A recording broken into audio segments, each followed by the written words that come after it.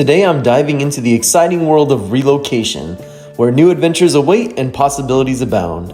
Whether you're moving across town or across the country, I've put together a comprehensive guide for you to follow so that you can be as prepared as possible for your new future ahead. Relocating can be a mix of so many different emotions and can often hit you like a tornado if you're not prepared. So I'll be covering 9 essential tips to make your transition smooth and stress-free. All right, well, at least as smooth and stress-free as a move can possibly be. Number 1. First things first, let's talk about researching your new destination. Before you pack a single box, take the time to explore your new city or town. If you are planning to relocate somewhere within driving distance, I would recommend spending some time in the area that you are looking to relocate to so that you can get a better feel and understanding of the neighborhood and the general area. You can also join like Facebook or other social media groups for that specific area to see what, people are like, what people are saying about the schools in that area. If you have kids, what the crime rate is like for that specific area. Talking about maybe the local job market if you're going to be searching for work after relocating. This can also help you to find out where people in that area like to go, what they like to do, all of that kind of stuff.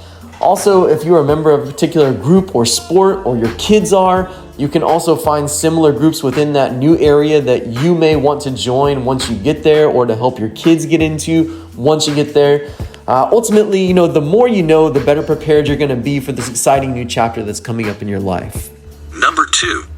Secondly, I'm going to talk about, let's tackle budgeting and financial planning.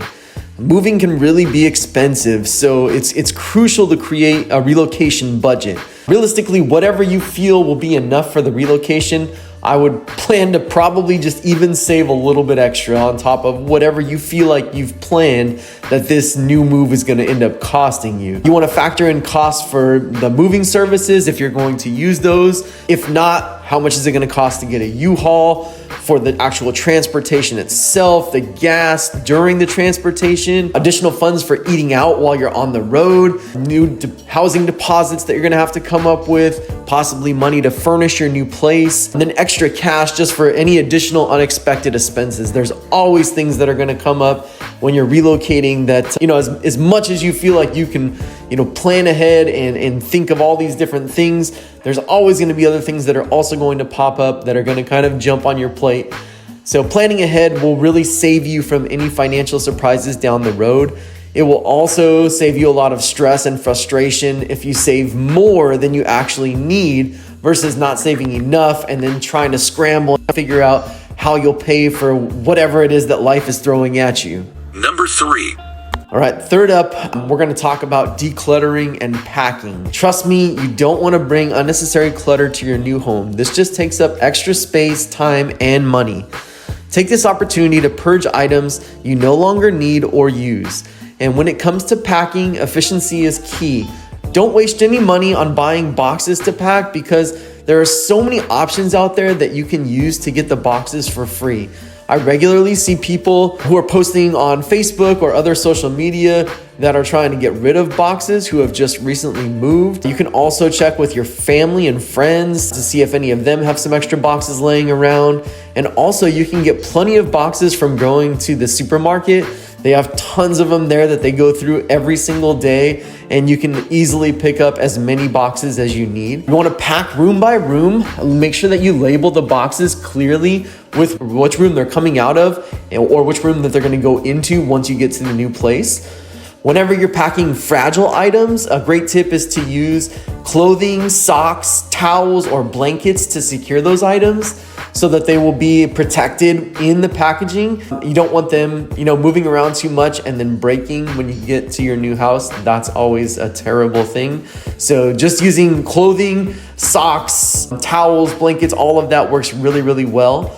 And also be sure to label any fragile boxes as such so that you can ensure that you're extra careful with them, or the movers are extra careful with them while moving. One thing that my family does on every trip as well when we are relocating is to have everyone pack a backpack with essentials that they're going to need for each individual person for easy access on moving day. I also recommend bringing some toilet paper, paper towels, baby wipes, and then also some kind of trash bag that you can bring along with you in the car to be sure that you can keep things clean and organized while traveling. A lot of times you're stopping and eating out a lot, and so you're gonna end up with quite a bit of trash.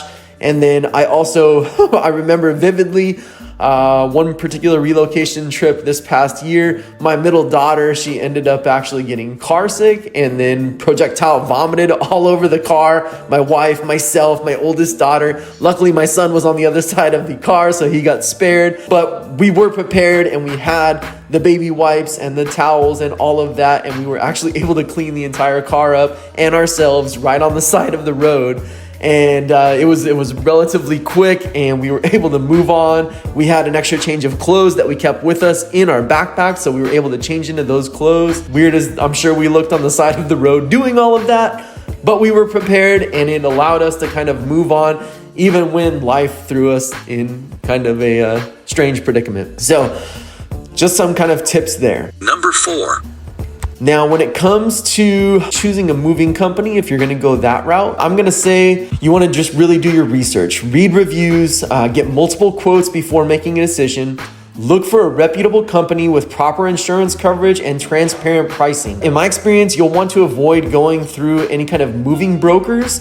They often will misrepresent themselves as the actual moving company, but then once they have your money booked for this move, then they go out and they shop around that move with other movers, and they'll really just look for the cheapest quote that they can possibly get so that they can pocket as much of your money as possible. They're basically just taking out their own cut of it. So these low-end movers they typically book will not provide you with the best quality move for the money that you spent. Some things that I would recommend investigating would be to see if the company has changed its name multiple times in the past. This is a huge red flag. Also, going with an estimate that seems maybe too good to be true can also lead to problems as well.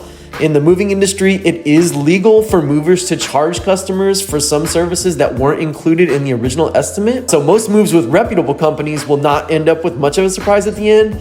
But there are some unscrupulous movers out there who can add fuel surcharges, insurance premiums, or increase the weight of the load just in an attempt to line their pockets with your money and ask you for this big out-of-pocket expense at the end of the move once you think everything is all said and done. And then all of a sudden now they're asking you for this huge lump sum of money. So just be cautious with that. Number 5. Next up on moving day, really, I'm gonna say organization is your best friend.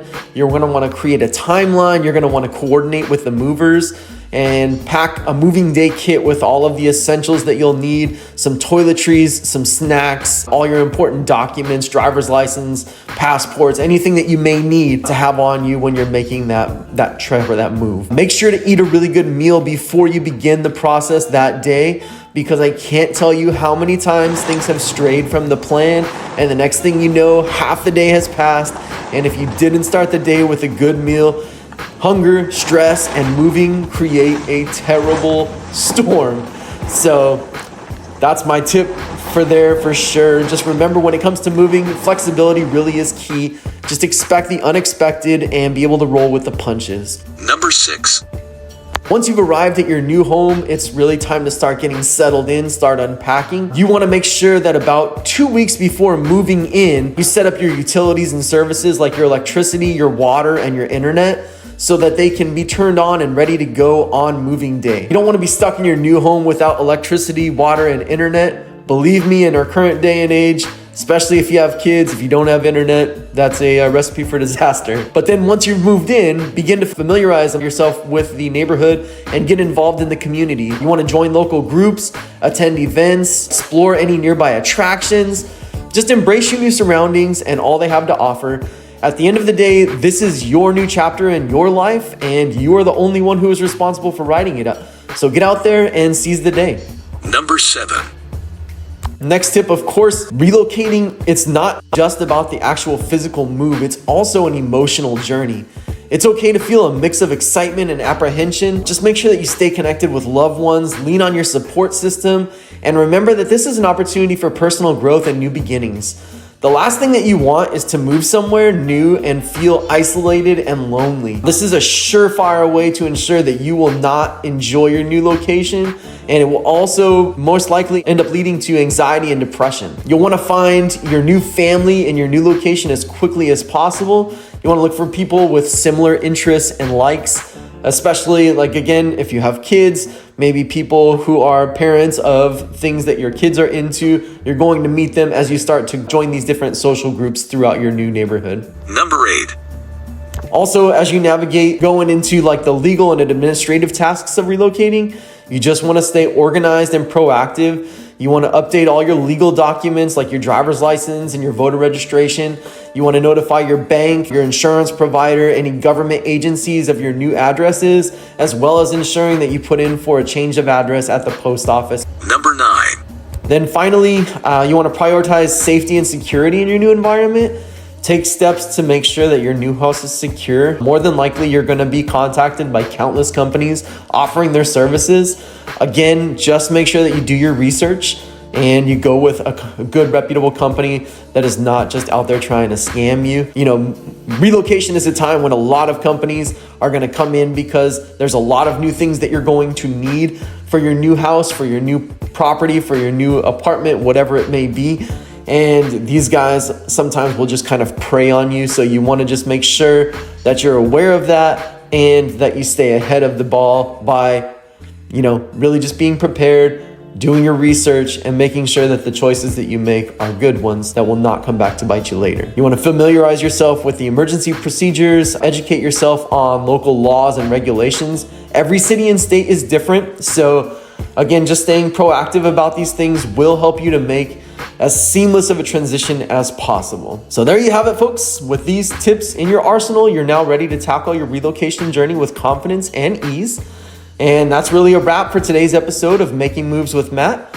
Be sure to like, subscribe, and hit that notification bell so you never miss out on my latest tips, tricks, and adventures. Also, be sure to leave me a comment letting me know that you have subscribed and if you have any specific content that you would like to see in the future. Until next time, happy exploring.